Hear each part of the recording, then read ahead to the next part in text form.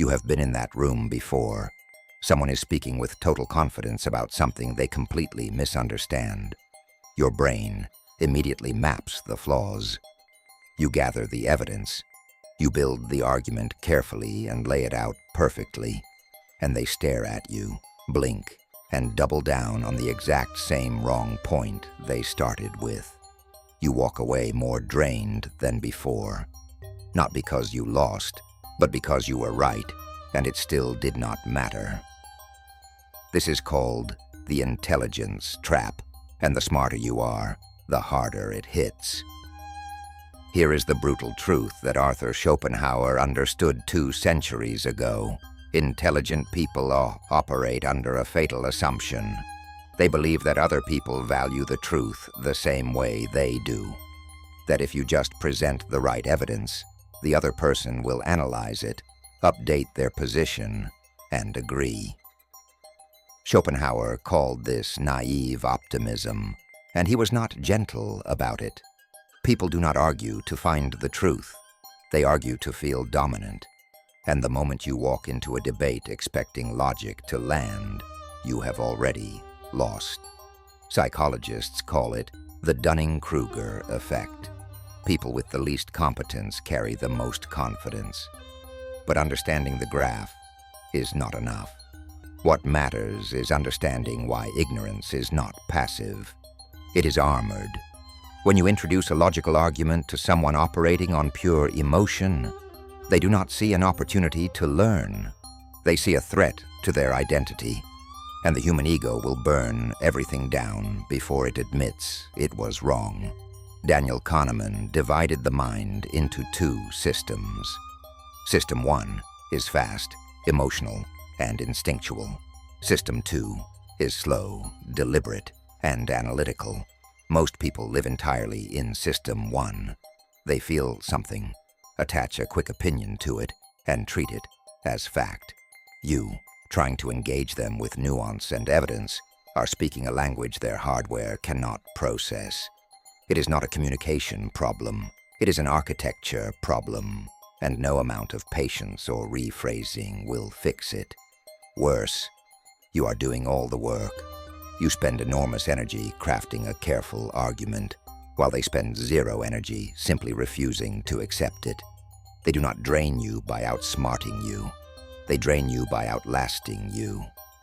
So what do you actually do? Schopenhauer's answer was to stop fighting them entirely and start weaponizing their own momentum against them. And he recognized that the intellect is a servant to the will. The emotional, irrational drive of a human being always overrides the logical one. So instead of countering their argument, you agree with it. But you agree so completely, so enthusiastically that you accelerate it straight into absurdity. A colleague insists that anyone could make great modern art. The instinct is to argue technique and art history. Instead, you lean in. You tell them they are absolutely right. You suggest quitting your jobs that afternoon to buy paint. You volunteer to find the gallery. You estimate you will both be millionaires by Friday. Watch what happens. You have not attacked them. You have validated their premise completely. But you have forced them to look at where their own logic ends up. Their brain short-circuits. They have to backpedal.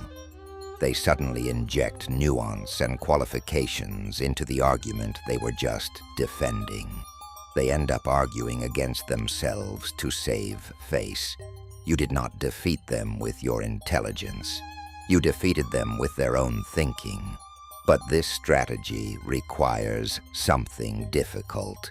You have to kill the part of you that needs to be recognized as right. Intelligent people are addicted to that moment when the other person concedes. You want the moral victory. You want them to acknowledge it. Schopenhauer would tell you that seeking validation from a fool is itself a form of foolishness. Why do you need a person with a distorted map to confirm that yours is accurate? When you drop that need, something powerful happens. You stop giving them access to your emotional state. Their provocations become background noise, but you observe them the way you would observe weather. Interesting, predictable, not personal. So when you cannot avoid the interaction, you do not bring your real self to it. You bring an avatar, pleasant, agreeable, unreadable. It says things like that is an interesting perspective. It gives them nothing to grab onto. Your actual mind stays protected behind the exchange. You are physically present and intellectually absent. The illusion of being heard is often all a fool needs to feel satisfied. But what happens when the fool has power over you? When the irrational person signs your paycheck or controls your next promotion? This is where the strategy becomes something older and colder. A fool with power does not process your ability as an asset. They process it as a threat to their position. Now, the answer is not to hide your intelligence permanently. It is to time it. You give them the one thing they are starving for, the feeling of superiority. Small questions, minor corrections you let them make. Gratitude for irrelevant input. You are not submitting.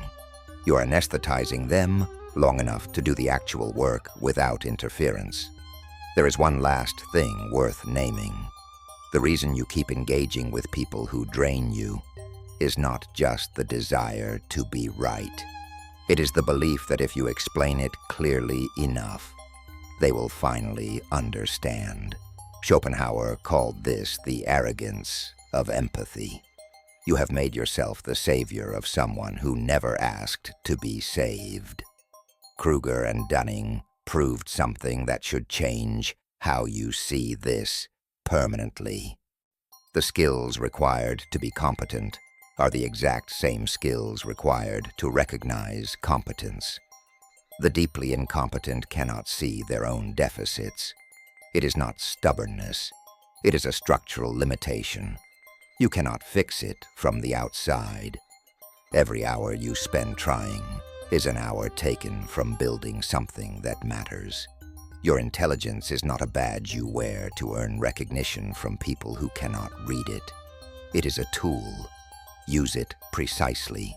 Save it for the work and for the people who can actually receive it. For everyone else, let the storm exhaust itself. Just stop standing in the middle of it.